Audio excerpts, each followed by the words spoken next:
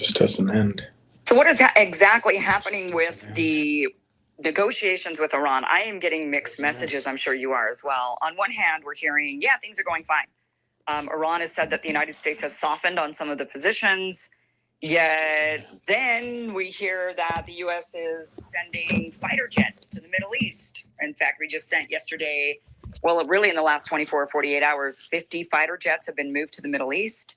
Meanwhile, we also have Iran doing military drills, live fire military drills in the Strait of Hormuz. They have now completed day 2 of its smart control of the Strait Hormuz drills, and they've shut down the Strait of Hormuz in order to do this. They also did this alongside Russia and China. They all joined in on these live fire drills in the Strait of Hormuz, and they're apparently prepared to close this down. That would be their big sort of ammunition if we were to wage war with Iran, is if they just cut off the Strait of Hormuz and cut off oil supplies. We would be hurting. They know this. Anything for IRGC Israel. commander said about closing the Strait of Hormuz. This We is did Kim dump this Iverson. using AI. She's very The good. decision concerning the potential closure of the vital Strait of Hormuz rests entirely with our revered and wise leaders. However, I personally, as a Kim dedicated and Iverson. obedient soldier of this proud and resilient nation, we are standing here fully prepared and absolutely ready to undertake and execute this action at any given moment our esteemed leaders issue the directive. She's Okay. not So they're particularly, ready. They're ready to just close down that strait. one way or the other politically. She just is not afraid to go where the information takes her. She's very good.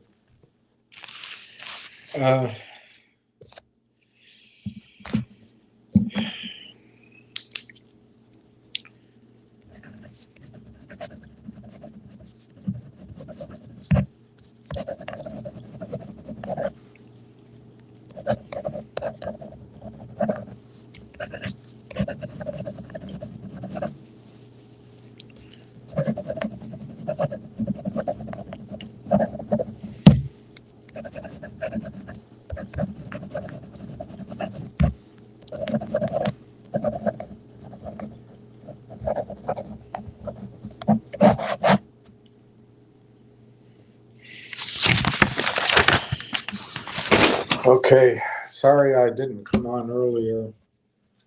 I'm not sure how much there is to say today, but I've been working for those of you who,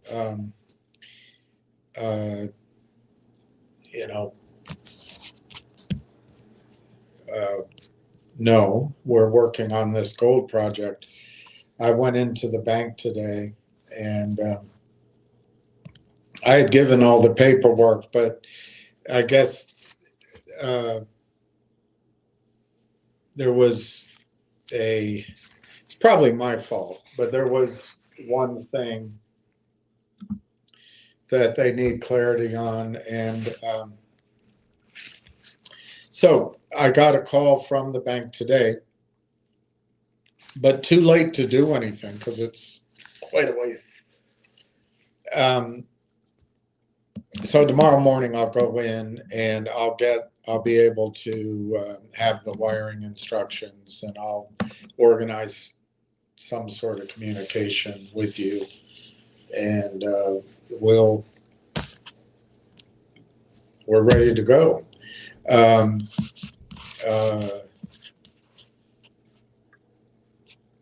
as urgent as ever on it, and I want to get that in and then operate from a position of strength. And then I believe we're going to be able to get some purchase there and make something happen. I think it'll be a really powerful opportunity for us. Anyway, that's one thing I was doing. The other, I had a doctor's appointment, which, I have more than one area of my life, but this one more related. I won't go into all the details of it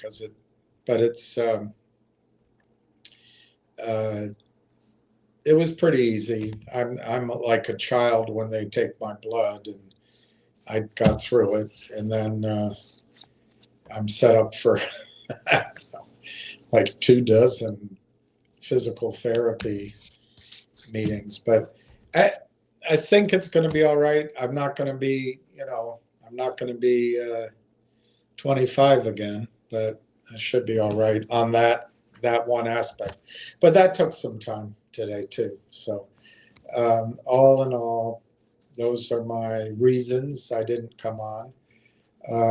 There was some frustration that I experienced at the end of the day trying to deal with physical certificates. I tell you, I don't want to go into a big, long, I was really worked up.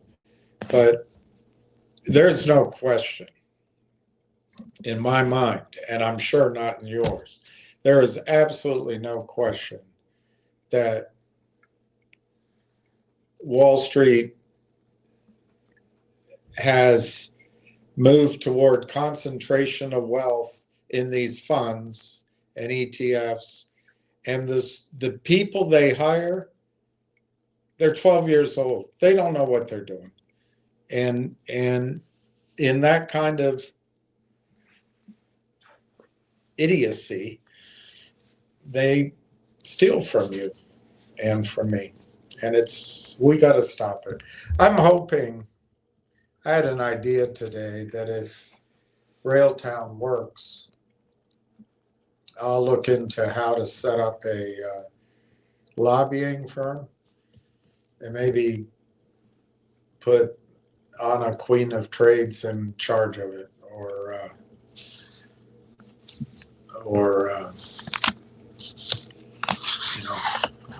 someone equally as honest. I don't.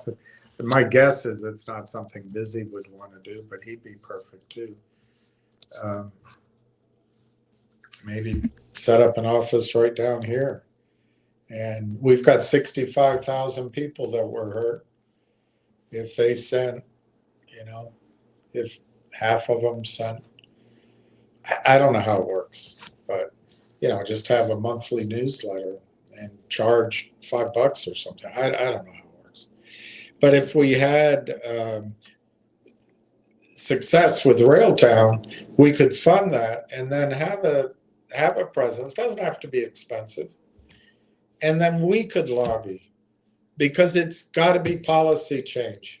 This going with the expectation that somebody gives a damn or even understands it is stupid.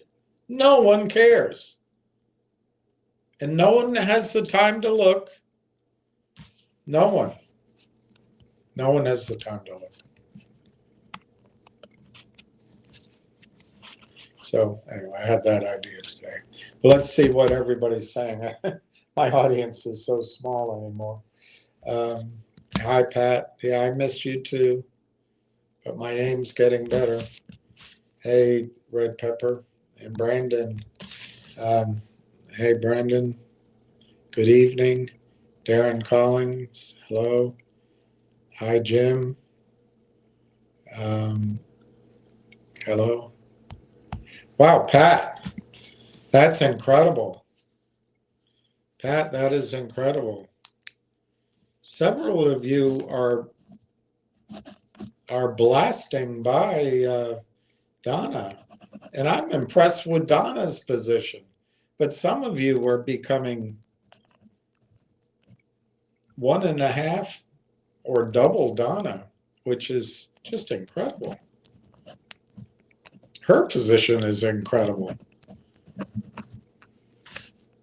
But I'm proud of you guys. There's CJ Yukon, who just got beaten by St. Johnsbury. Who beat you? So I'm gonna do my March Madness pool. Maybe I'll pick Yukon to go all the way. Who knows? I don't like picking the favorites. On the other hand, I find if you don't, you're not in it in the last week or two. So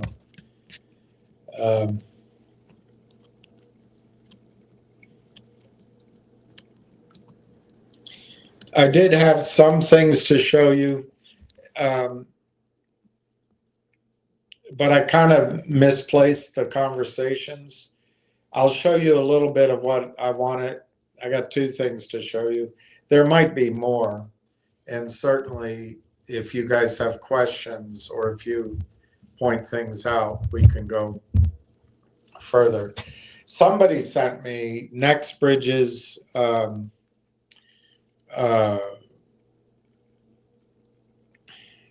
I guess it was a press release, I guess. But anyway, it was a notice to investors in some form that the SEC asked for more comments. I'm telling you, we have to build an honest little section of the world and try to lead by example and do what we can. But the SEC's in on it. And everybody out there is 12 years old. That's how I feel. Of course, you know, when I started, you couldn't have told me I was, you know, it's just life. It's just life. You get older and everyone seems young. But the doctor was asking me about, he was explaining to me for the umpteenth time, as if I had never heard it before, about how, if I knew how gout, the uric acid crystallizes. It's like a cup of coffee with sugar in it. I said, I know, Doc, I've heard it all. I've heard it all. He's a very nice guy, though, and his assistant is very nice. And, but I said, did you know when Richard Burton died? I said, do you ever have alcoholics in here?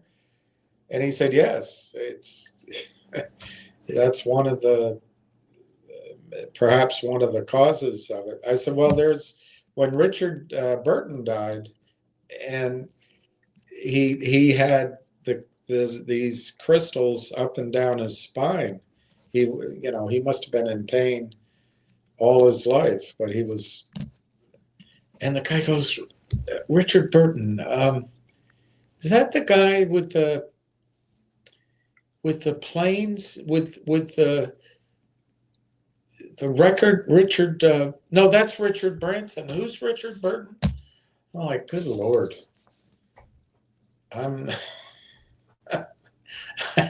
I guess everything's about Cardi B, but probably Cardi B's out of favor now. Everything's about Billie Eilish, but she's probably out of favor now. Everything's about somebody I haven't heard about. Anyway,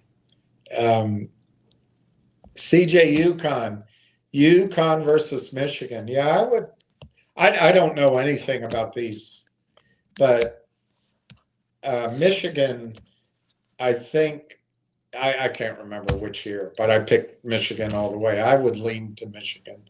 UConn. I like Kentucky, but I guess they fell back. And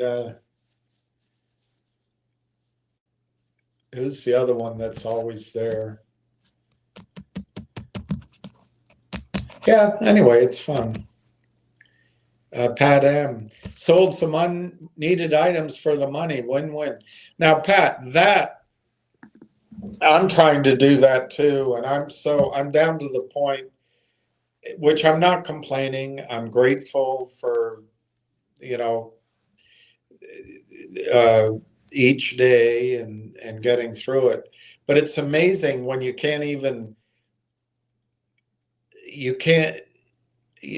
really need a little bit of money to make money, need a little cash to make. So there are some things I wouldn't mind selling, but I've got to get out to them. But I don't think it'd be a lot of money anyway. I really don't. My assets, the great margin call in my life, very foolishly, a lot of wealth just flushed down the toilet. A lot. And It's almost like I got married and divorced. But she got the elevator and I got the shaft. Isn't that clever? That song, so clever. But good for you, Pat. The one thing that it reminds me for everybody out there, for all of us, if there are things in your life that are crap, sell them. Because if we do go into a 1929, 1930, 1935 period of time where things get difficult, you're not going to be able to sell them then. Might as well do it now. Sell them, buy some physical silver, or buy Railtown, or we'll have other ideas. But just right now, there's a lot of cash out there, and there's a I don't know how to do it. A friend of mine helped me when I moved here, and she was amazing. But then she stopped helping me because she had to get back to work. So, but you can really turn a lot of crap you own that no one really is. If you die in 30 years, no one's going to want it. You don't really want it, sell it. Buy some silver. While silver's cheap and while people are willing to pay money on your crap. I think it's very important to do it. Shotchi.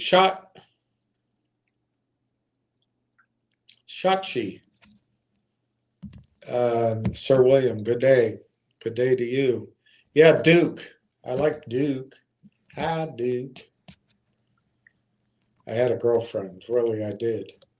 She used to tell me she and her brother went down. Her brother went to Duke. He's a good guy, tall, blonde guy. Became an attorney. Great sense of humor. But when they would walk across campus, and she was to me, well, so a lot of men. Anyway, she had her own appeals, but as he would walk across campus, she always remembered the girls. He'd be wearing a t-shirt that said, or a sweatshirt that said Duke. They'd all say to him, "Hi, Duke. Hi, Duke." It wasn't his name, but I always remember that when I see Duke. Hi, Duke. All right, let me show you a little bit I had. It's not too bad.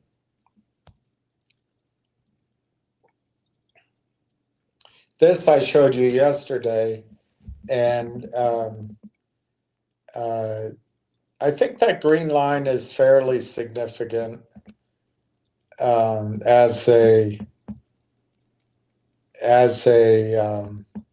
resistance, mainly because it's over here last year, and there's so much static right between the green and the blue line.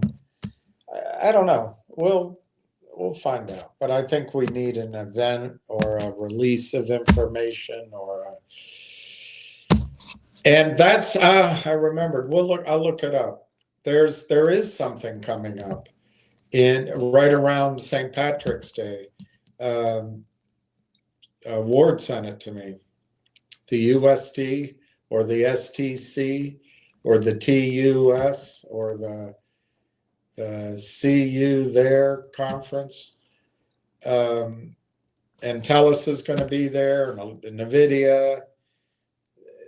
That might be, in our minds, sort of St. Patrick's Day. That might be the limit of how much more we have both to wait and to build our positions. I don't know that, by the way. Normally, when you go to a conference that's that important, whatever it's called, the STC, the CTS, I'll find it. you make sure that material information is out so you can talk about it. Because you get up and you talk in front of all these people. And if you can't, like the TELUS,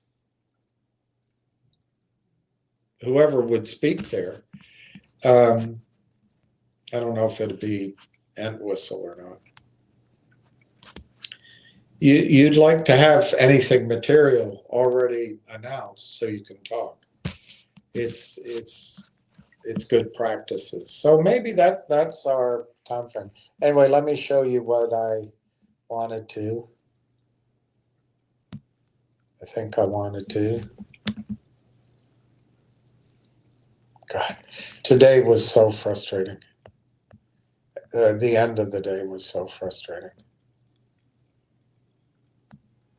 Yeah, it's not much that I have compared to other times. It's not much I have to go through, but it'll be all right. It'll be interesting. You won't have wasted your time, I don't think. It'll give you something to think about. So I asked Google, no, I asked Perplexity actually, is Microsoft's shift to more of a Google slash, that was supposed to be a slash Gemini model than OpenAI dependent, good for Railtown? Everybody's running away from OpenAI. It's like OpenAI is the new Meghan Markle. In the near term, the answer came, in the near term, Microsoft moving toward a more multi-model stack that looks closer to Google's Gemini strategy is modestly positive for Railtown. I'm not so sure. And if you go with this whole answer, I'm not sure even their whole answer agrees with that. I think it could be a big positive for Railtown. Apparently, Microsoft is going to build a similar sort of, what would you call it? Silo of AI, just like Google's building it. Google even has its own chips. And I would just think that if Microsoft's going to start from scratch and build its own soup to nuts, and they're already in bed with Railtown and vice versa, versa vice, or whatever, however you can turn that around. I think it's very good news. But anyway, let's go. It's indirect ecosystem tailwind rather than a direct catalyst. There's not enough information out in the zeitgeist for the answer to come out any differently. How Microsoft's model strategy is changing. Microsoft has restructured its OpenAI deal so it keeps deep access to OpenAI IP and Azure spend, but explicitly reserves the right to work with other model vendors and its own, that's the key thing, its own MAI models.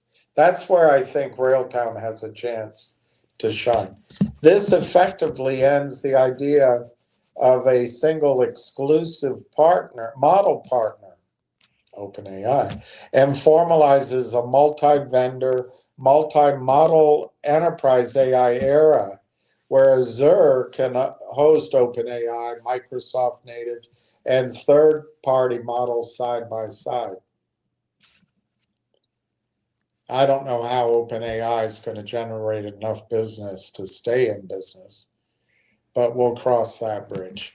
In parallel, Google is packaging Gemini as a unified agentic platform for vertical use cases, CX, commerce, etc., putting pressure on Microsoft to keep Copilot, which apparently sucks, and Azure AI equally open and competitive at the platform layer rather than locked to one foundation model.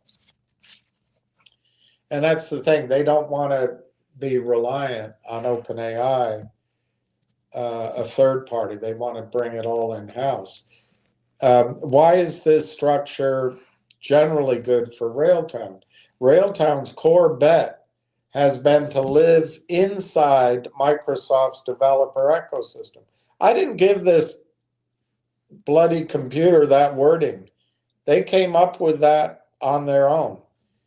Railtown's core bet has been to live inside Microsoft's developer ecosystem. I don't think I could have summarized it any better myself. I agree with that. Its AI products, Railtown's AI products, are built on Azure, integrate with Azure DevOps, GitHub, Application Insights, and are sold through Azure Marketplace and Microsoft's co-sell channels. Exactly. Couldn't have said it better myself.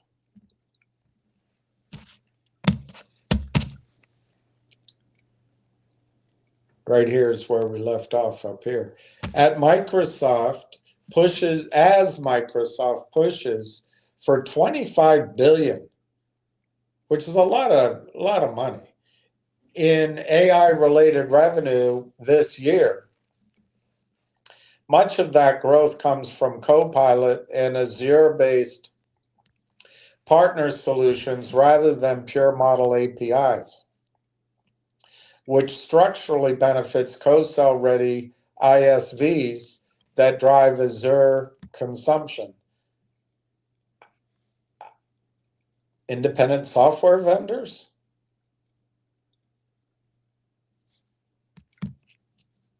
I see victory.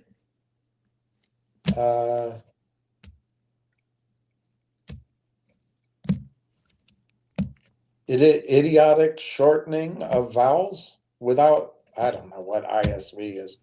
A multi-model stance forces Microsoft to differentiate, from the competition with tooling, governance, and partner ecosystems and co-sell motions, exactly where Railtown is already plugged in. For example, the global, I didn't make these words up. Global co-sell ready status across access to 7,000 Microsoft account executives and marketplace presence. So what are the competitive and technical implications for Railtown? Railtown's value is not tied to a specific foundation model. It's positioned as a AI ops / dev productivity layer that can ride whatever large language model or agent stack Azure exposes to partners. If Microsoft mirrors Google's Gemini packaging, in other words, more agentic AI, workflow orchestration, vertical solutions, Railtown can likely incorporate those capabilities under the hood while keeping its own, Railtown's own, differentiated IP around developer telemetry, root cause analysis, and conductor style orchestration for software teams. The main risk is crowding. As Microsoft opens to multiple model vendors and richer Copilot SKUs, more first party and large AI ops offerings may enter the same. Let's just see. I'm sure I saved that up there.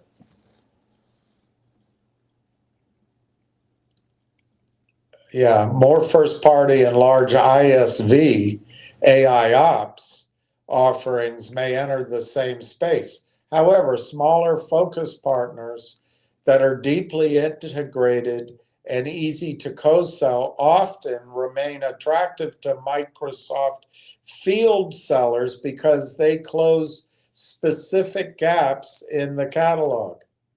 Mind the gap. Net effect for Railtown. Ecosystem level.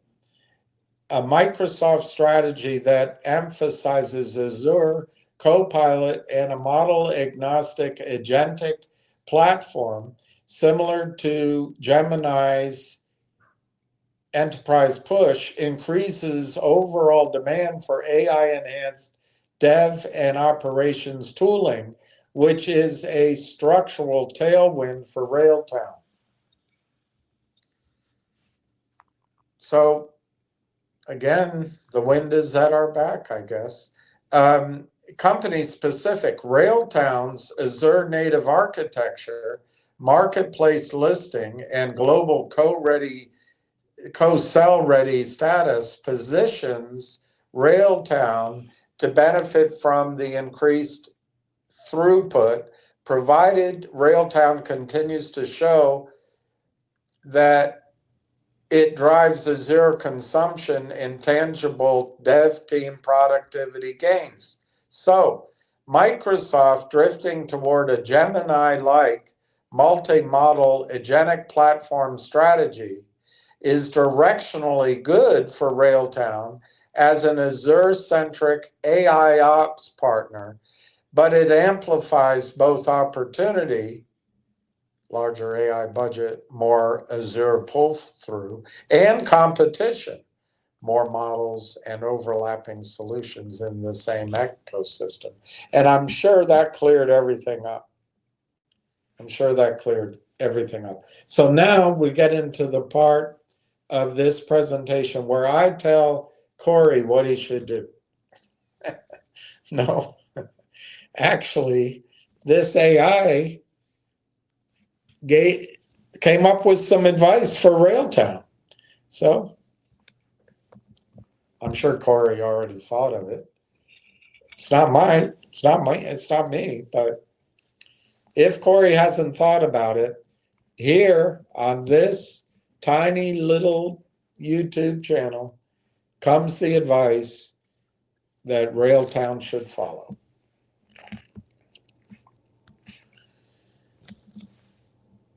Here's the question: how Railtown AI could leverage Microsoft Azure diversification or pivot to Google Cloud partnerships amid multi-model era. So here, this is all good for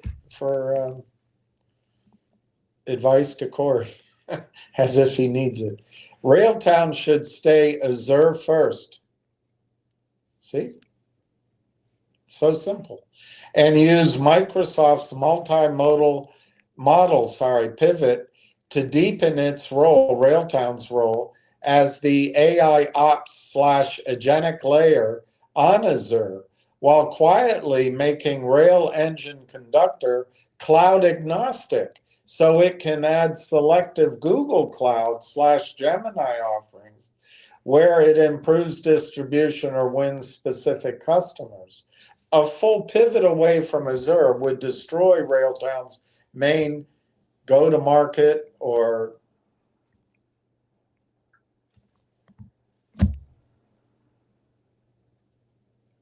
good-to-meet mommy advantage. And the advantage they have with Azure is a staged multi-cloud expansion is the better risk-adjusted play. See? Corey should fire his whole strategy team. I'm giving him his playbook. Strategic context. Railtown is tightly embedded in Microsoft's ecosystem. It's embedded through its application general intelligence platform being hosted on Azure, sold via Azure Marketplace, and integrates with GitHub, Azure DevOps, Jira / Atlassian, Trello, Asana, and has achieved global co-sell ready status with access to Microsoft sellers channels.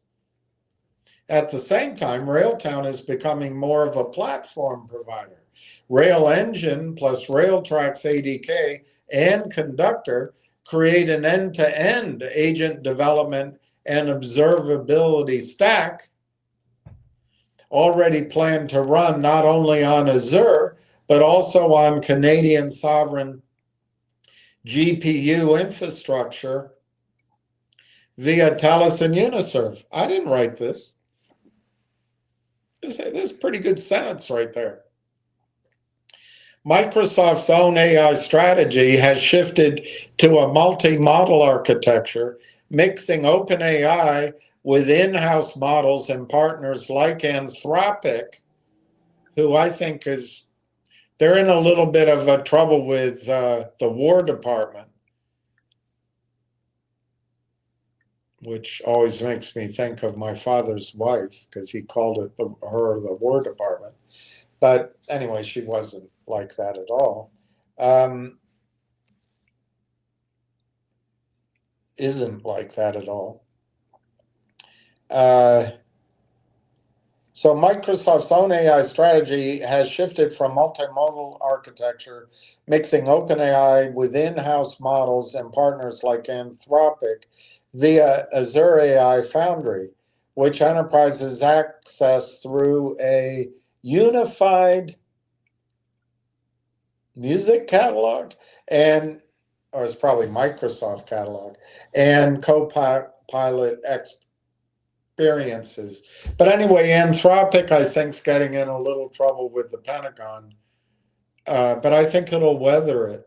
It looks like, for the time being, Anthropic is a winner, and OpenAI might be in a little bit of trouble.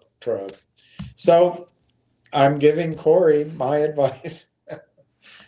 Now, this is the AI Chat's advice. So how to exploit Azure's multimodal model pivot. Another horrible use of the English language. Productize. Productize Rail Engine Conductor explicitly as a, quote, model agnostic orchestration and AI ops layer for Azure, unquote, that can route work across OpenAI, Microsoft built models, Anthropic, and others surfaced in Azure AI Foundry based on latency, speed, cost, and task profile. So continuing to give Corey advice, Railtown should build first-class integrations with Azure AI Foundry and Azure OpenAI so that a dev team can A, register Railtown as the default observability/AI ops fabric for their agents and co-pilots, and B, monitor and optimize pipelines regardless of which model a given agent call hits. And then, final little piece of advice here, how to exploit. Double down on the dev inner loop.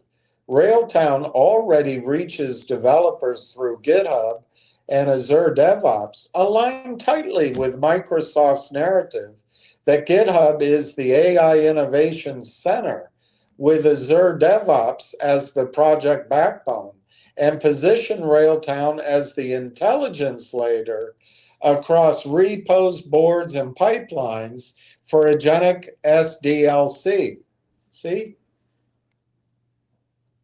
What would Corey do without me? I'm sure all of this Corey is well aware of. Azure-centric go-to-market moves.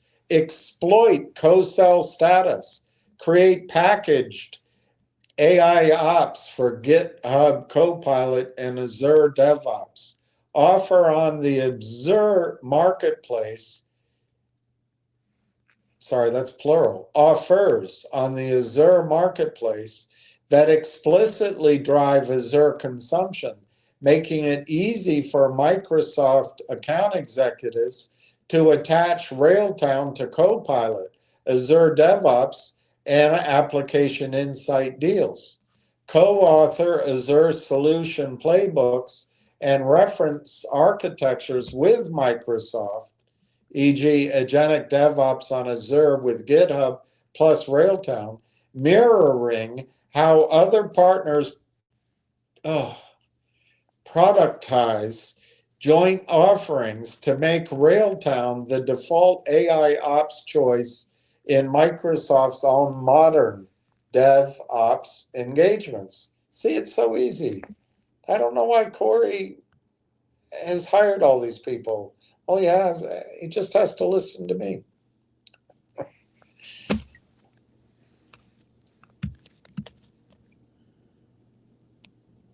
Use the AI Partnerships Corp affiliate network to seed Rail Engine-based solutions that run on Azure by default, which further locks in Azure as the preferred execution substrate for Railtown-powered agents. See?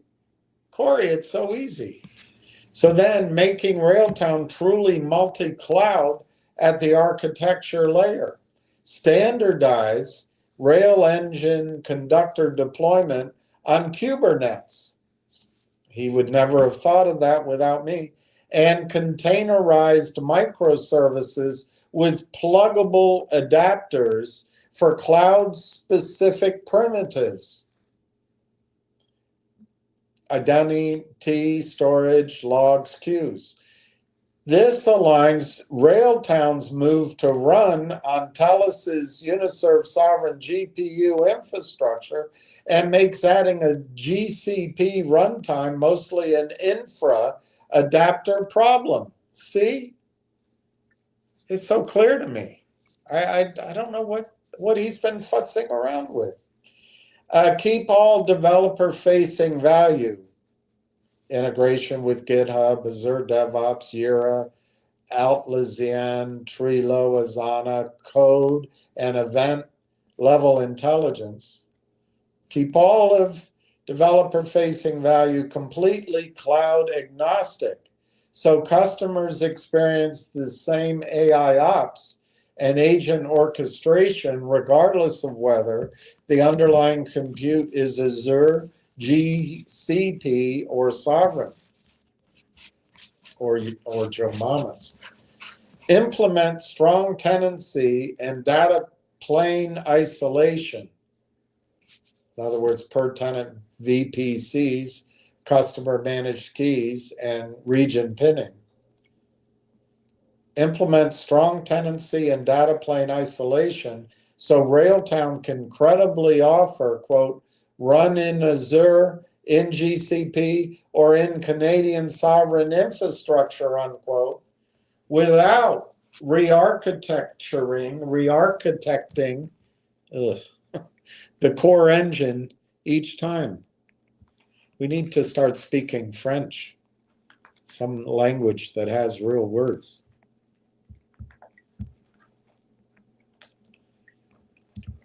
So then we go to the targeted entry into Google Cloud Gemini. That's exciting. See how Railtown can go everywhere? So targeted entry into Google Cloud Gemini. This is all advice for free from me to Corey. Copy the pattern used by companies like Atlassian and Palo Alto Networks. Start with a focused workload-driven GCP partnership rather than a wholesale migration. For example, run selected internal workloads or specific Rail Engine-based services on Google Cloud. Then list those on Google Cloud Marketplace and align with GCP sales in target segments. Amazing. All he had to do was ask me. Build a Gemini Vertex AI adapter for Rail Engine so that customers already standardized on GCP can power Railtown's AI ops and agent features with Gemini models similar to how Palo Alto is using Gemini to power its co-pilots on Google Cloud. Leverage the broader trend toward multi-cloud networking, like the AWS Google Cloud cross-cloud interconnect to reduce customer friction around data locality and latency when using Railtown across more than one cloud. Hey, you, get off of my cloud.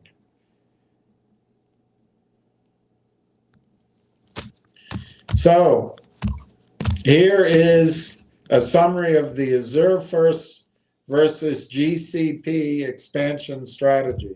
Distribution. Maximize Microsoft co-sell reach and Azure Marketplace AUs.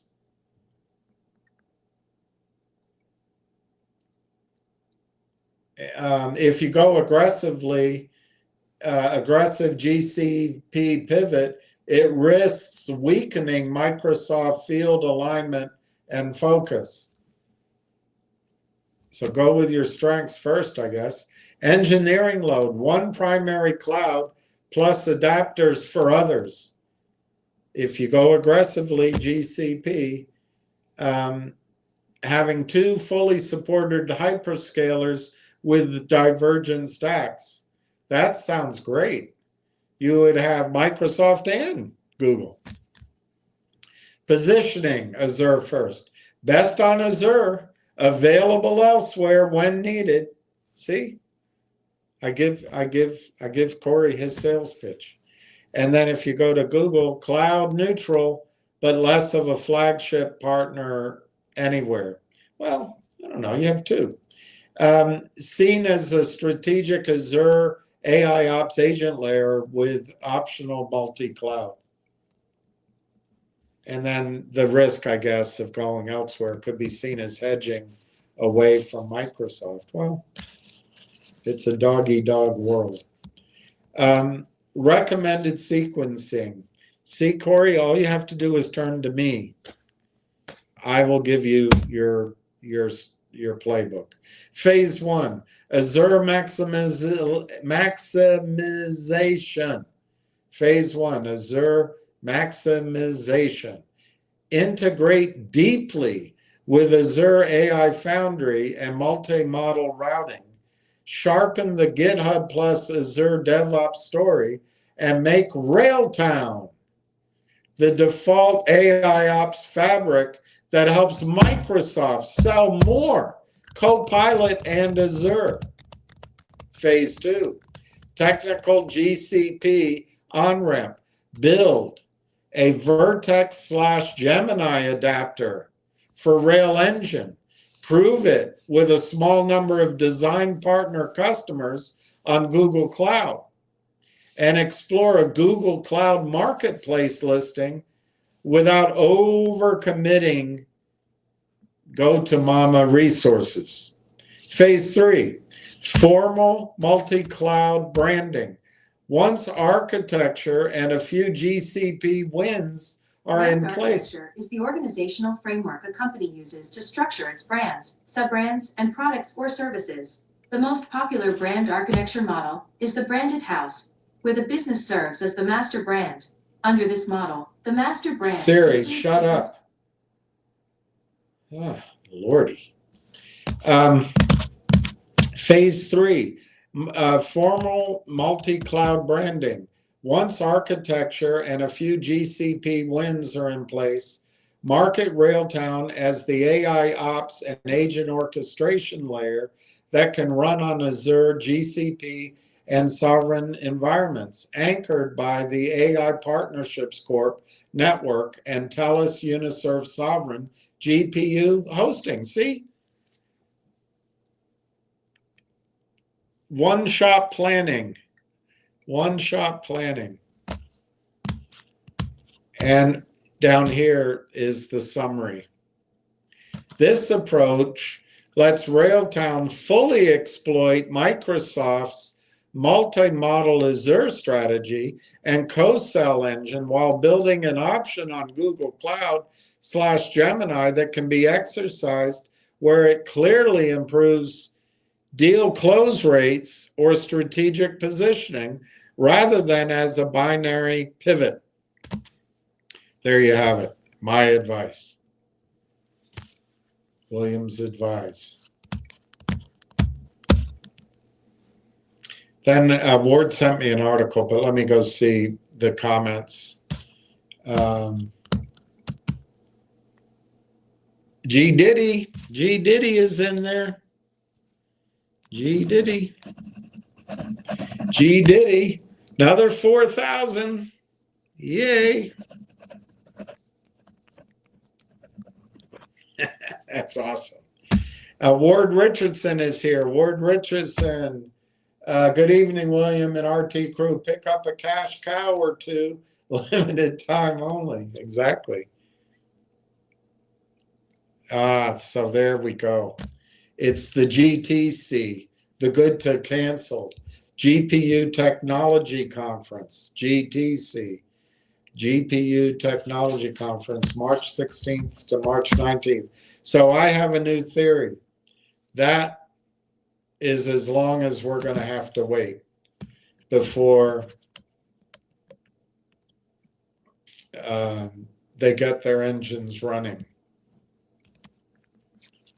moving down the highway. Panama, Panama, Panama.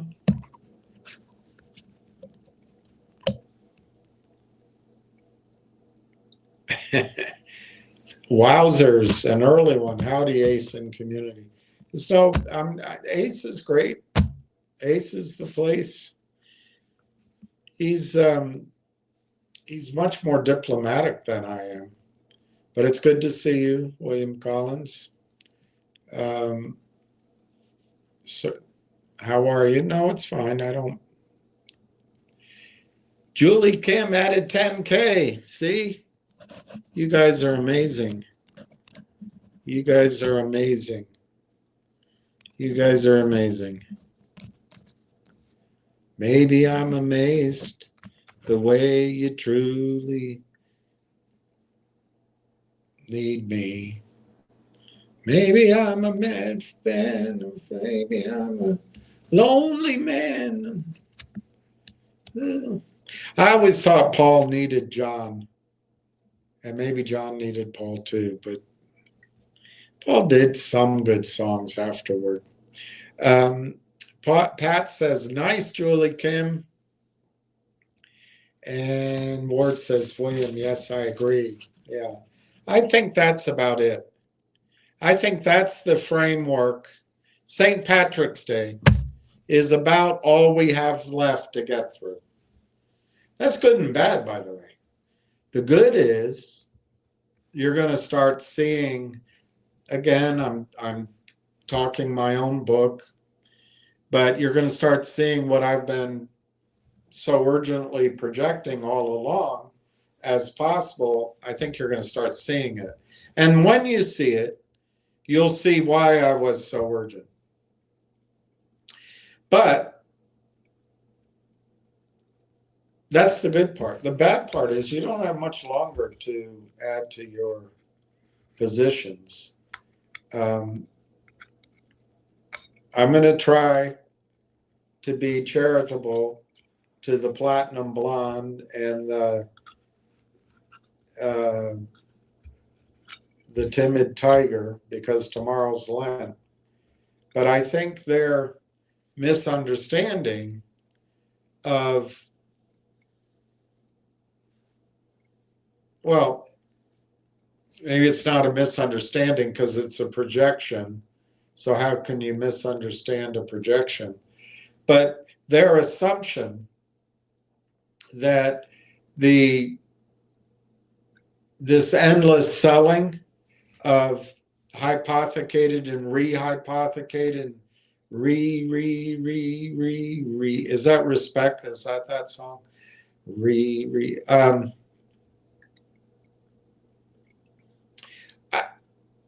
I suppose it can continue under $5. $5 is a hard number. The abuse happens under $5, so I suppose it can continue there. We'll find out. It's all automatic. Attorneys help fill out the form. Attorneys are a bunch of liars that are involved in this space. The fronts are all a bunch of liars. The hedge funds are liars. Your own brokerage firm, the people you talk to aren't liars, but the whole thing is corrupt. The SEC's corrupt. FINRA's corrupt. I can't believe that attorney from Goldman Sachs stole from 65 or helped FINRA aid the theft from 65,000 investors in MMTLP, and she's carrying on an affair with a married man. It's appalling. Where are the adults? But anyway, I think this March sort of St. Patrick's Day deadline gives you a chance to buy shares while they're hypothecating them. I think once the stock gets to a certain level, and it may have to be around 5, I don't know, we'll find out. But my contention is at some level, they're going to stop hypothecating in size. They're going to stop just running the Xerox machines or, stop the vote count at 2 a.m. and then just flood Joe Biden's side of the scale with counterfeit votes. That kind of behavior in Railtown stock is going to stop. So you got to build your positions now, and you can't think about what could have been. Can't think about, I could have had it at 24 7/8. You can't think about that, because there's going to come a time when these prices are going to look cheap, and you're going to be saying, God, I could have bought it at 35 cents. I could have been a contender.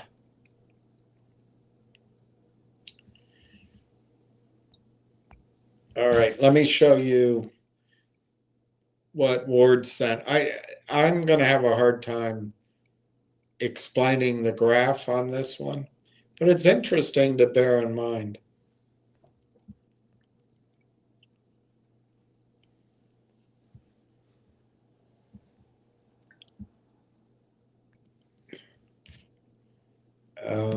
It's only five pages.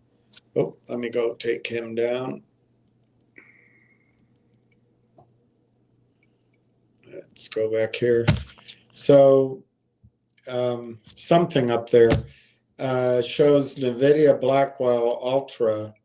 That's the Blackwell Ultra, which I actually asked the question, but then I got on the phone, so I don't have it here.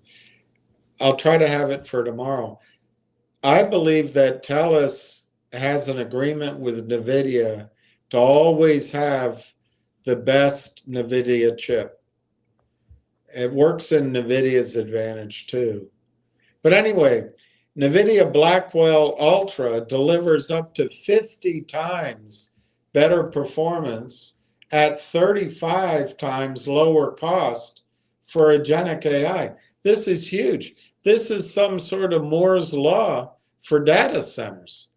Cloud providers, including Microsoft, CoreWeave, and Oracle Cloud Infrastructure, are deploying NVIDIA GB300 NVL72 systems at scale for low latency and long context use cases such as agentic coding and coding assistance.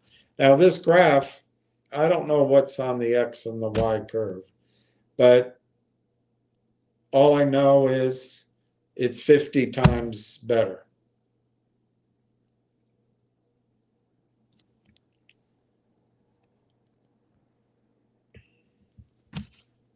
The NVIDIA Blackwell platform has been widely adopted by leading inference providers such as Bayesian, Deepak Chura, Fireworks AI, and Together AI to reduce cost per token by up to 10x. Now the NVIDIA Blackwell Ultra platform is taking this momentum further for its agentic AI.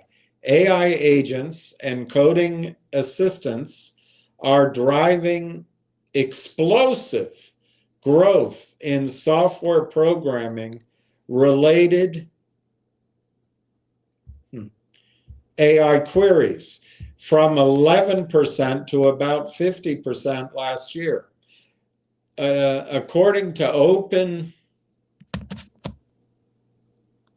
Router's State of Inference report, these applications require low latency to maintain real-time responsiveness across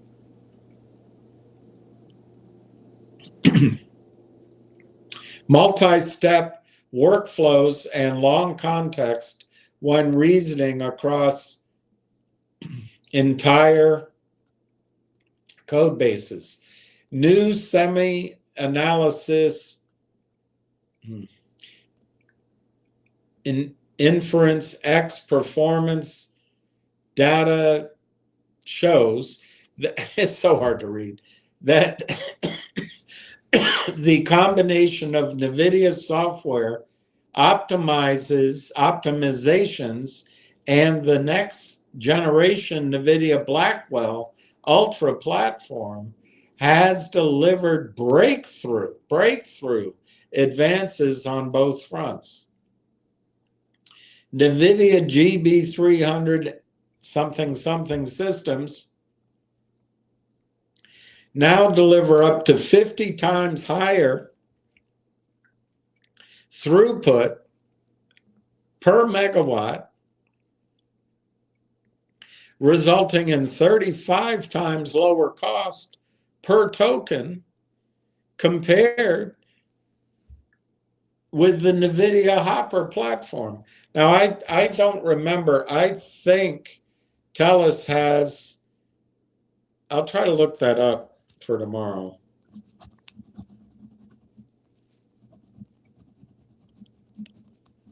I think it has the Blackwell, but something told me they had hoppers in there. So I wonder what the arrangement is to upgrade, because I know they have that arrangement. By innovating across chips, system architecture, and software, NVIDIA's extreme co-design accelerates performance across AI workloads, from agentic coding to interactive coding assistance, while driving down costs at scale. The improvement in generation on generation for NVIDIA is stark. From a performance per TCO basis, this suggests newer chips are not only the most performant, but also the most economical option for inference workloads today. So I think TELUS constantly upgrades. But it's amazing how quickly NVIDIA is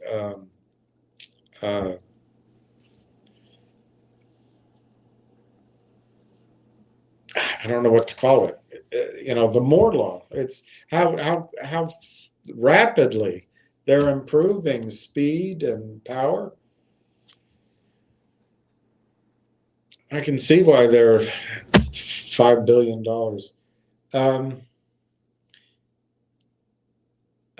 Recent analysis from Signal 65 shows that NVIDIA GB200 NVL72 with extreme hardware and software code design delivers more than 10 times more tokens per watt, resulting in 1/10 the cost per token compared with the NVIDIA Hopper platform. These massive performance gains continue to expand as the underlying stack improves.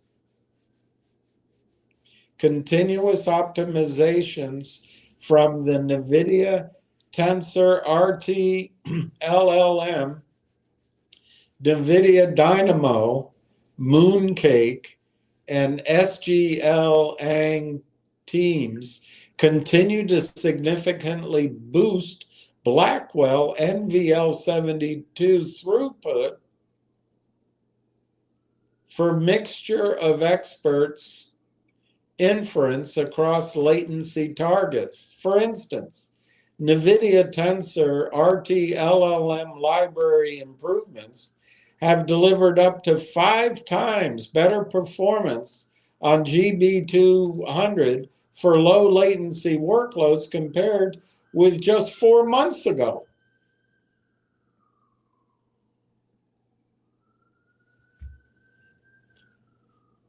I don't know what all this means. Higher performance GPU kernels optimized for efficiency and low latency help make the most of Blackwell's immense compute capabilities and boost throughput. NVIDIA NVLink symmetric memory enables direct GPU to GPU memory access for more efficient communication. Programmatic dependent launch minimizes idle time by launching the next kernel's setup phase before the previous one completes.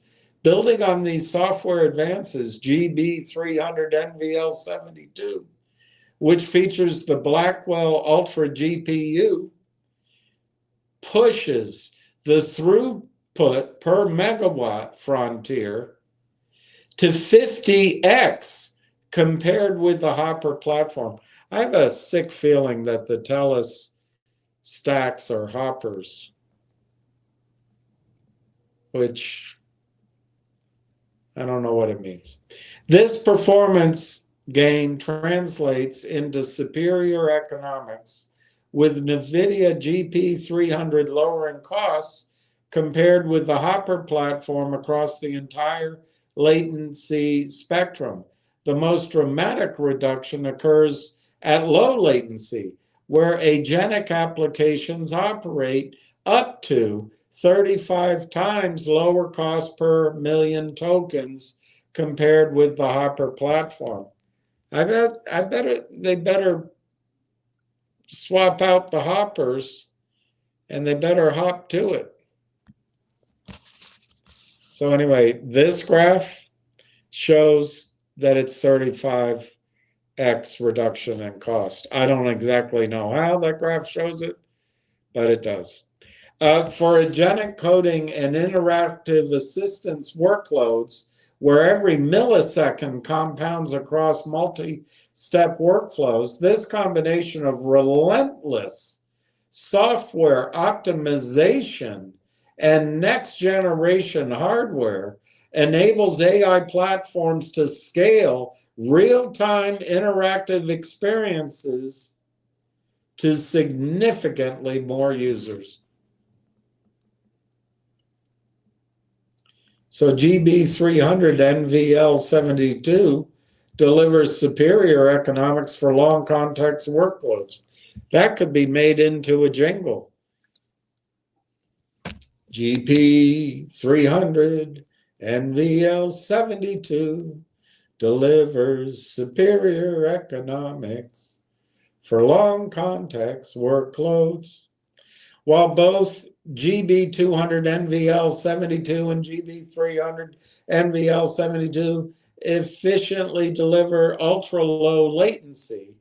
The distinct advantages of GB300 NVL72 become most apparent in long context scenarios for workloads with 128,000 token inputs and 8,000 token outputs, such as AI coding assistants reasoning across code bases.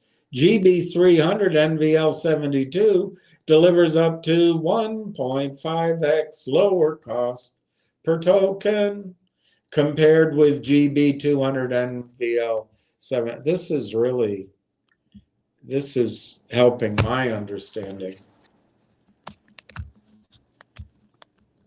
I'm going to skip all that further up there. Leading cloud providers and AI innovators have already deployed NVIDIA at scale and are deploying more NVIDIA in production. Microsoft, CoreWeave, and something are deploying NVIDIA for low latency and long context use cases, such as agentic coding and coding assistance. By reducing the token costs, NVIDIA enables a new class of applications that can reason across massive code bases in real time. And anyway, there's a quote there from Chen Goldberg. I don't want to read it because I can barely see it. And then the NVIDIA Rubin is coming. With NVIDIA Blackwell systems deployed at scale, continuous software optimizations will keep unlocking additional performance and cost improvements across the installed base. Finally finished. Anyway, what I take from that is two things. This AI revolution is speeding up. And secondly, all this optimization talk, that's right where Railtown is. So I think it's all good. And to the extent that it drives revenue to grow, and Railtown's deals are revenue sharing deals, Railtown's revenue is not only going to quickly ramp up, it's going to continue to grow. So unless there's any questions, it's 8:41. I'll wait a minute in case someone's typing furiously.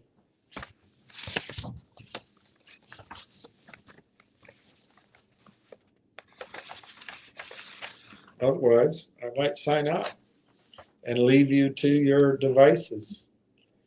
Let's just see if we're at war. I'm really nervous about this, what's going on in Iran, because I think the most powerful person, even certainly the most powerful woman in America, is Miriam Adelson. Amazing. Uh-oh, there's an avalanche near Lake Tahoe. 10 skiers missing.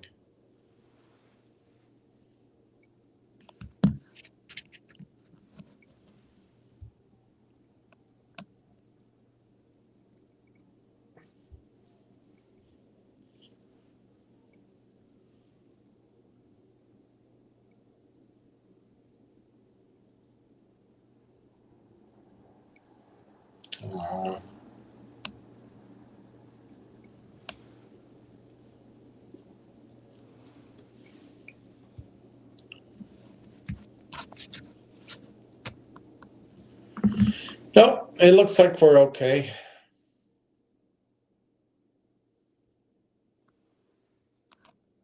$3 million dogs are going to be massacred by firing squad ahead of the World Cup? Why?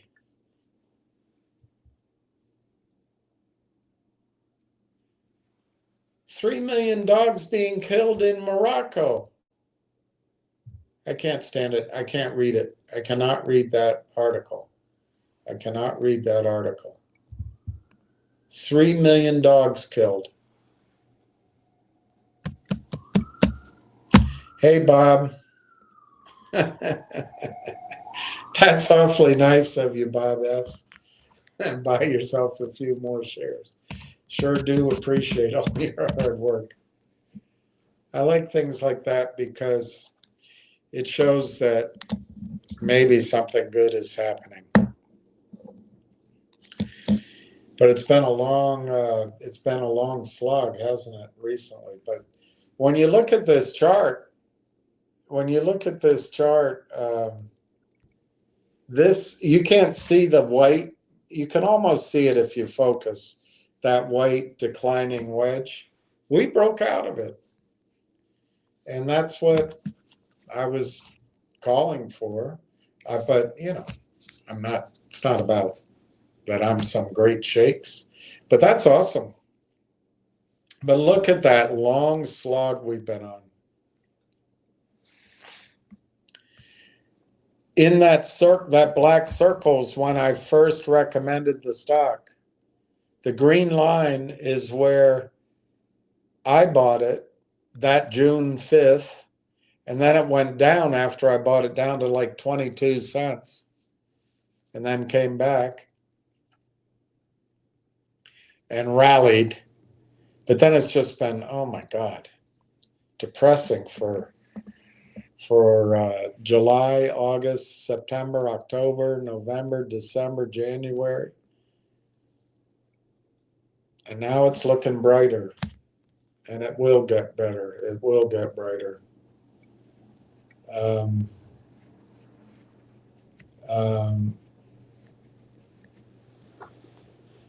My back hurts. All right. Thank you, Bob. I really appreciate that. I think I'm going to leave it there unless there's something else. Tomorrow, Bob, it is, brother. Keep the faith. I'm in it over a year. Yeah, I bought. I basically have two halves, I guess. I bought the first part over a year ago, and the rest in June. I've been wanting to buy more, but But anyway, I'm not complaining. You got to be happy for what you have. But I think, Bob, what's about to come will make that year worthwhile. What I want people to try to resist is thinking this is like any other stock. So of these, this pond we've been swimming in with some of the other stocks, so that when you get back to even or you're slightly ahead, that you have to take some money off the table or take your entire profit.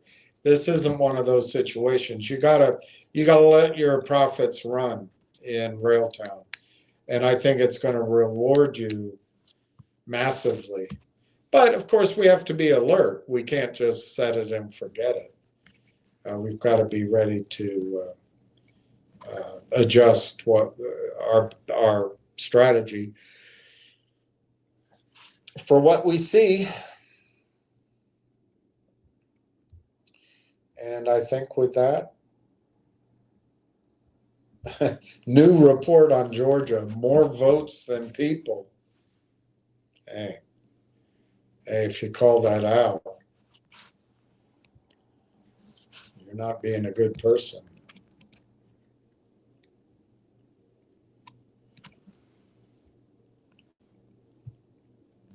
There it is.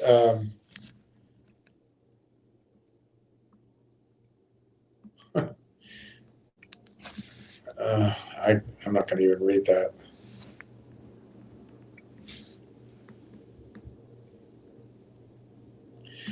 I wonder what the catch is. MIT researchers successfully clear 50% of Alzheimer's plaques using only sound waves, but there's one catch.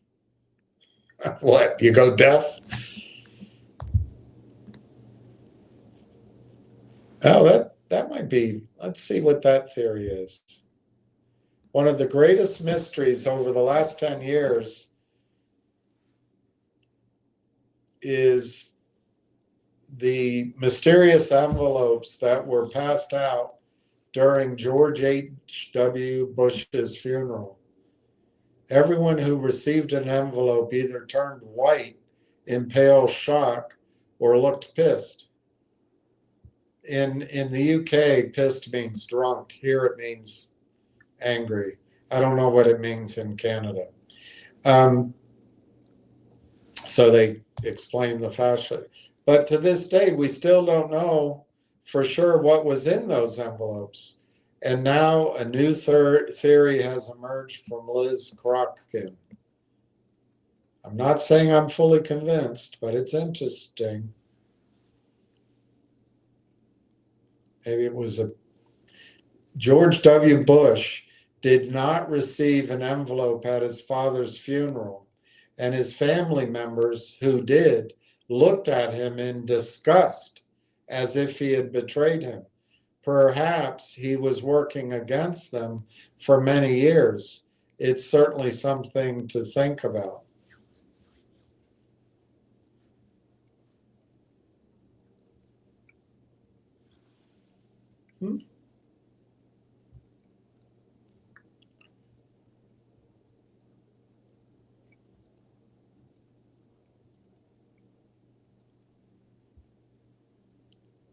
What has always stood out to me the most about this whole thing is that the cameraman or lady was perfectly prepared to capture each and every reaction. The camera didn't miss a single one. That tells me the level of planning to pull this off was off the charts, executed and delivered with extreme precision. And still, it's confidential. Maybe Liz is right. I don't know.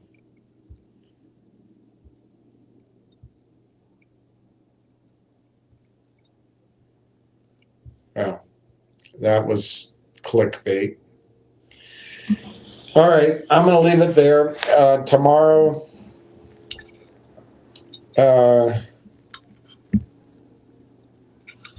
tomorrow is Lent, right? It's the start of Lent. Tonight is Fat Tuesday.